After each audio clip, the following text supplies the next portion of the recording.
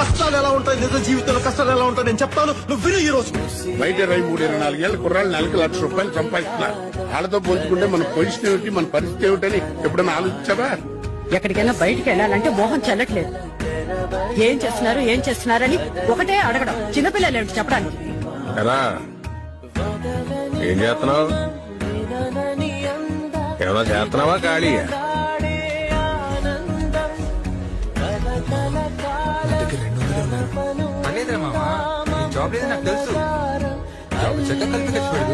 నా లైఫ్ అంతా నేను ఏదో చేసేస్తాను, ఏదో అయిపోతాను నాకన్నా ఎక్కువగా నమ్మిన వాళ్ళందరూ.